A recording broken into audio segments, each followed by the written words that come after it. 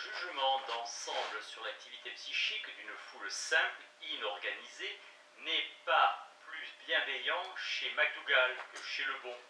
Une telle foule est à un degré extrêmement excitable, et à un degré extrême, excitable, impulsive, passionnée, versatile, inconséquente, irrésolue, et ainsi prête aux extrêmes dans ses actes, accessible seulement aux passions plutôt grossières et aux sentiments plutôt simples, extraordinairement suggestibles, légère dans ses raisonnements, violente dans ses jugements, réceptive, légère dans ses raisonnements, violente dans ses jugements, réceptive uniquement aux conclusions et aux arguments les plus simples et les plus défectueux, faciles à mener, à ébranler, sans conscience de soi, sans respect de soi, ni sentiment de responsabilité, mais prête à se laisser entraîner par la conscience de sa force à tous les forfaits que nous ne pouvons attendre que d'une puissance absolue et irresponsable. Elle se comporte plutôt comme un enfant mal élevé ou comme un sauvage livré sans contrôle à ses passions dans une situation qui lui est étrangère. Dans les cas les plus graves, sa conduite est celle d'une bande plutôt de bêtes sauvages que d'êtres humains. Comme McDougall oppose le comportement des foules hautement organisées à celui que nous venons de décrire, nous sommes particulièrement impatients d'apprendre en quoi cette organisation consiste et de quels éléments elle se constitue. L'auteur énumère 5 de ces principal conditions nécessaires pour que s'élève à un niveau supérieur la vie psychique de la foule. La première condition fondamentale est un certain degré de continuité dans la composition de la foule. Cette continuité peut être matérielle ou formelle. Matérielle quand les mêmes personnes demeurent en foule un temps assez long. Formelle quand à l'intérieur de la foule s'instaurent des positions déterminées, assignées à des personnes qui se relaient. La deuxième est que se soit formé en chaque individu de la foule une représentation déterminée de la nature, de la fonction, des réalisations et des exigences de la foule, de sorte qu'il en résulte pour lui un rapport affectif à l'ensemble de la foule. La troisième est que la foule soit mise en rapport avec d'autres formations de foule semblables à elle, mais pourtant s'écartant d'elle sur plusieurs points, et que, par exemple, elle rivalise avec celle-ci. La quatrième est que la foule possède des traditions, des coutumes et des institutions, en particulier de celles qui concernent les relations réciproques de ses membres. La cinquième est qu'il y ait dans la foule une organisation qui s'exprime dans la spécialisation et la différenciation de l'activité qui échoit à l'individu. Lorsque ces conditions sont remplies, les inconvénients psychiques de la formation en foule sont, d'après McDougall, supprimés. On se protège contre le rabaissement collectif du rendement intellectuel en retirant à la foule le soin de résoudre les tâches intellectuelles et en le réservant à des individus isolés qui s'y trouvent. Il nous semble que la modalité désignée par McDougall comme organisation de la foule peut se décrire autrement de façon plus justifiée. Il s'agit de doter la foule des propriétés mêmes qui étaient caractéristiques de l'individu et qui s'effacèrent chez lui du fait de la formation de foule. Car l'individu avait en dehors de la foule primitive sa continuité, sa conscience de soi, ses traditions et habitudes, une activité laborieuse et une place qui lui était propre, et il se tenait isolé des autres avec lesquels il rivalisait. Cette singularité, il l'avait perdue pour un temps en entrant dans la foule non organisée.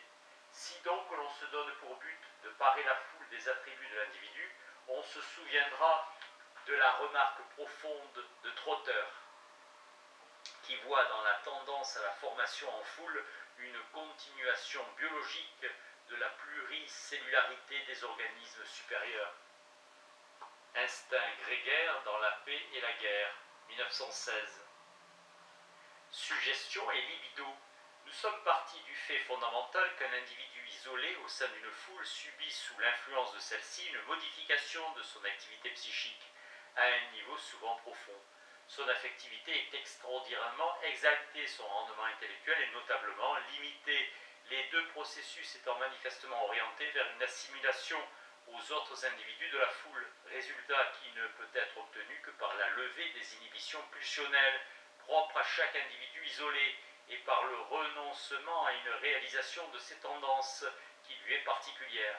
Nous avons vu que ces effets, souvent non désirés, sont éclipsés, au moins partiellement, par une organisation supérieure des foules, mais on n'a pas pour autant contesté le fait fondamental de la psychologie des foules, à savoir les deux axiomes de l'exaltation des affects et de l'inhibition de la pensée dans la foule primitive. Ce qui nous intéresse dès lors, c'est de trouver l'explication psychologique de cette transformation psychique de l'individu dans la foule.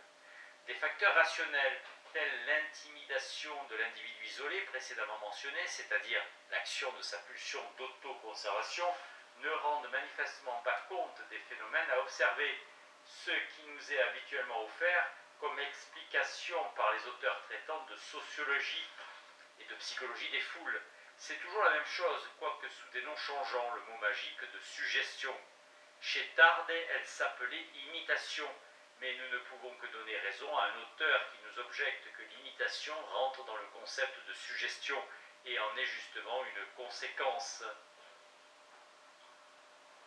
Tout ce qui déconcerte dans les manifestations sociales se trouvait chez le bon, ramené à deux facteurs, la suggestion réciproque des individus isolés, le prestige des meneurs.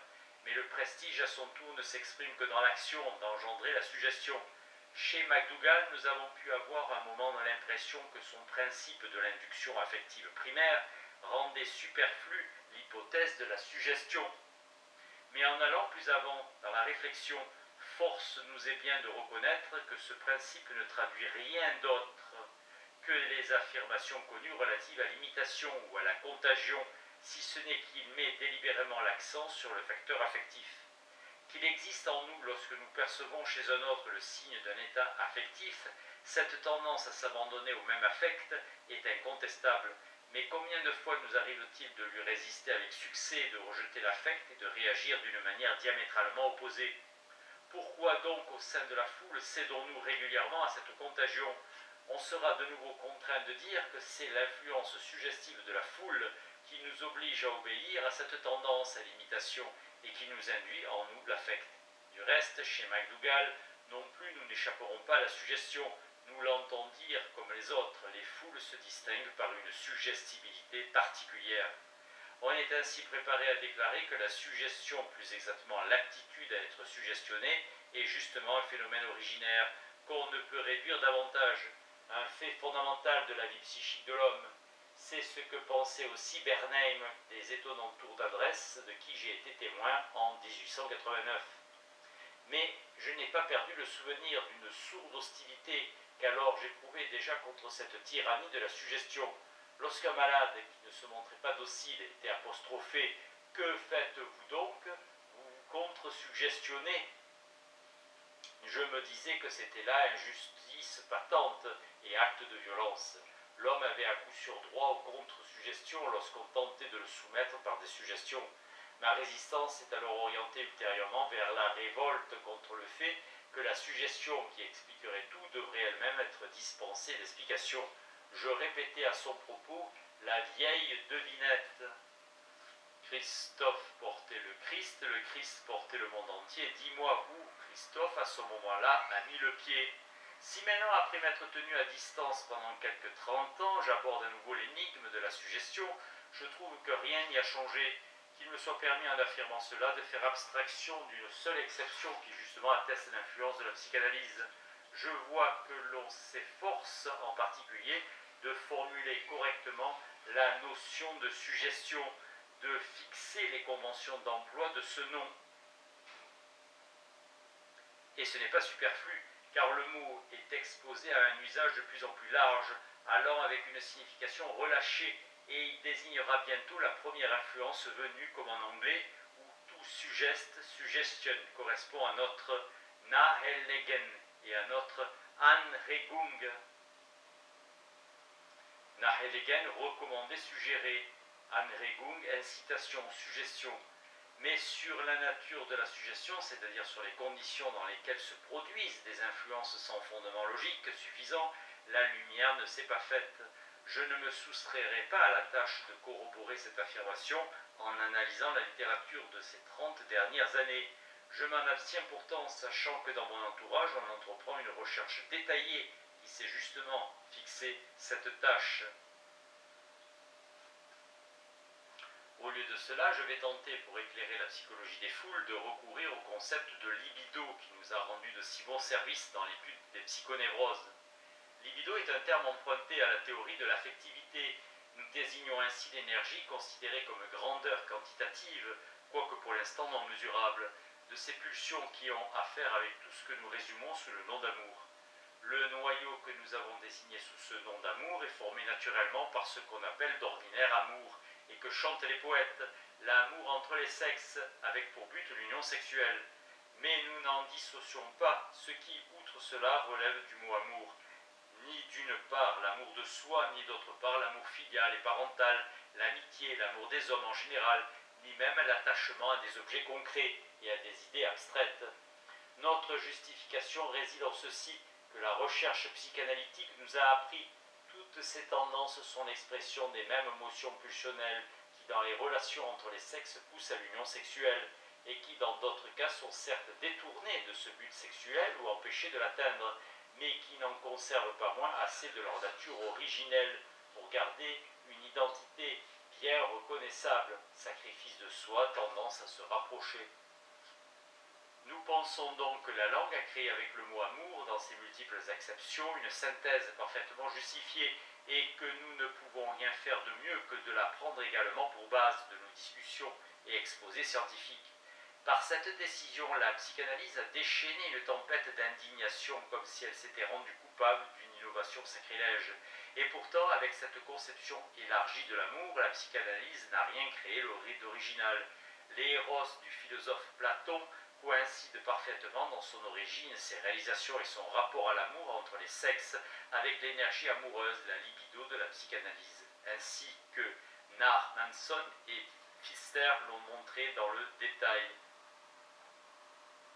dans la théorie freudienne de la libido comparée à la théorie platonicienne de l'éros, 1915. Et lorsque l'apôtre Paul, dans la célèbre épître aux Corinthiens, glorifie l'amour par-dessus toute chose, il a certainement compris dans le même sens élargi. D'où la seule leçon à tirer est que les hommes ne prennent pas toujours au sérieux leurs grands penseurs, même s'ils sont censés les admirer beaucoup. Ces pulsions amoureuses sont donc appelées en psychanalyse pulsions sexuelles, a fortiori, et de par leur origine.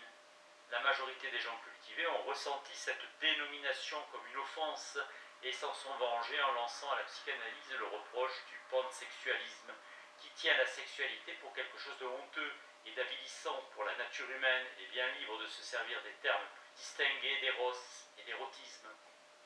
J'aurais pu moi-même procéder ainsi au départ, je me serais épargné beaucoup d'opposition, mais j'ai répugné car j'évite volontiers de faire des concessions à la pusillanimité. On ne peut savoir où cette voie nous mène, on cède d'abord en parole et puis peu à peu aussi en fait. Je ne puis trouver qu'il y ait le moindre mérite à avoir honte de la sexualité. Le mot grec éros, qui est censé atténuer l'affront, n'est tout compte fait rien d'autre que la traduction de notre mot allemand liebe, amour. Et finalement, qui sait attendre n'a besoin de faire aucune concession. Nous allons donc maintenant risquer l'hypothèse que les relations amoureuses en termes neutres, liens sentimentaux, constituent également l'essence de l'âme des foules. Rappelons-nous qu'il n'est pas question de ces relations chez nos auteurs. Ce qui y correspondrait est manifestement dissimulé derrière l'écran, le paravent de la suggestion. C'est sur deux brèves réflexions que nous fonderons d'abord nos espoirs. Premièrement, que la foule doit manifestement sa cohésion à un pouvoir quelconque. Mais à quel pouvoir pourrait-on attribuer cet exploit, si ce n'est à l'éros, à qui le monde entier doit sa cohésion? Deuxièmement, qu'on a l'impression que si l'individu isolé dans la foule abandonne sa singularité et se laisse suggestionner par les autres, il le fait parce que le besoin existe en lui d'être avec eux en accord plutôt qu'en opposition, et donc peut-être après tout de le faire pour l'amour d'eux. A posteriori, deux foules artificielles, l'Église et l'armée. Rappelons-nous, en partant de la morphologie des foules, que l'on peut distinguer des formes très différentes de foules et des directions opposées quant à leur développement. Il y a des foules très passagères et d'autres éminemment durables. Il en est d'homogènes qui se composent d'individus semblables et de non homogènes. Il y a des foules naturelles et des foules artificielles dont la cohésion requiert en plus une contrainte extérieure. Des foules primitives et des foules structurées, hautement organisées. Mais pour des raisons non encore percées à jour, nous aimerions mettre un accent particulier sur une distinction qui a été plutôt négligée par nos auteurs. Je veux dire la distinction entre foule sans meneur et celle avec meneur. Et tout à l'opposé de la procédure habituelle, notre investigation ne choisira pas comme point de départ une formation en foule relativement simple, mais au contraire elle partira de foules hautement organisées, durables et artificielles. Les exemples les plus intéressants de telles formations sont l'Église, la communauté des croyants, et l'armée, la foule militaire. Église et armée sont des foules artificielles, c'est-à-dire qu'une certaine contrainte extérieure est mise en œuvre pour les préserver de la dissolution et éviter des modifications quant à leur structure. En général, on entre dans une telle foule sans être consulté ou sans avoir le loisir de dire si on le veut. La tentative d'en sortir entraîne habituellement des poursuites ou des sanctions sévères ou bien est soumise à des conditions bien déterminées. Savoir pourquoi ces groupements sociaux ont besoin de garanties si particulières ne retient présentement pas du tout notre intérêt. Nous sommes attirés uniquement par le fait que dans ces foules hautement organisées et protégées de la sorte contre la désagrégation, on reconnaisse avec une grande netteté certains caractères qui dans d'autres sont beaucoup plus camouflés. Dans l'Église, nous pouvons avantageusement prendre pour modèle l'Église catholique. Prévaut, comme dans l'armée, aussi différente qu'elle puisse être par ailleurs, le même mirage, illusion qu'un chef suprême est là. Dans l'Église catholique, le Christ dans l'armée est le commandant en chef, qui aime tous les individus de la foule d'un égal amour. De cette illusion, tout dépend. Si on la laissait s'effondrer, l'Église comme l'armée se désagrégerait aussitôt, dans la mesure où la contrainte extérieure le permettrait. Cet amour égal est expressément affirmé par le Christ lui-même. Ce que vous avez fait à l'un de ces plus petits d'entre mes frères, c'est à moi que vous l'avez fait. Évangile selon saint Matthieu. Et il se trouve par rapport aux individus de la foule des fidèles dans la position d'un frère aîné plein de bonté. Il est pour eux un substitut paternel. Toutes les exigences imposées aux individus isolés découlent de cet amour du Christ. Un courant démocratique parcourt l'Église, justement parce que devant le Christ, tous sont égaux. Tous ont part égale à son amour. Ce n'est pas sans raison profonde que l'on évoque l'analogie de la communauté chrétienne avec une famille et que les fidèles s'appellent frères dans le Christ, c'est-à-dire frères par l'amour que le Christ a pour eux. Il est indubitable que le lien unissant chaque individu isolé au Christ est également la cause de leur lien mutuel. Il en va pareillement pour l'armée. Le commandant en chef est le père qui aime tous ses soldats également, et c'est pourquoi ils sont camarades entre eux. L'armée se distingue structurellement de l'Église, en ce qu'elle se compose d'une pyramide de foules de ce type. Chaque capitaine est en quelque sorte le commandant en chef et le père de sa compagnie, et chaque sous-officier celui de son unité. Certes, une semblable hiérarchie s'est également trouvée constituée dans l'Église, mais elle n'y joue pas le même rôle économique, puisque l'on est en droit d'attribuer au Christ plus de savoir et de sollicitude à l'endroit des individus isolés qu'à un commandant en chef qui est homme. À cette conception de la structure libidinale d'une armée, on objectera à bon droit que les idées de patrie, de gloire nationale et autres, qui sont d'une telle importance pour la cohésion de l'armée, n'ont ici trouvé aucune place. La réponse est qu'il s'agit là d'un lien unifiant la foule d'un type autre, beaucoup moins simple, et comme le montrent les exemples des grands conducteurs d'armée, César, Wallenstein, Napoléon, de telles idées ne sont pas indispensables au maintien d'une armée. Du remplacement possible du meneur par une idée qui mène et des rapports entre les deux, il sera brièvement question plus tard. Négliger ce facteur libidinal dans l'armée, même sachant qu'il n'est pas le seul à agir, semble représenter non seulement un manque dans la théorie, mais aussi un danger dans la pratique. Le militarisme prussien, qui était tout autant dénué de psychologie que la science allemande, a dû peut-être en faire l'expérience pendant la Grande Guerre. Les névroses de guerre qui désagrégèrent l'armée allemande n'ont-elles pas été reconnues comme étant en grande partie une protestation de l'individu isolé contre le rôle qu'on prétendait lui faire jouer dans l'armée? Et d'après les communications de Simmel, on est en droit d'affirmer que l'absence de chaleur dans la façon dont les supérieurs traitaient l'homme du peuple venait en tête des motifs de la maladie. Dans Névrose de guerre et traumatisme psychique, 1918.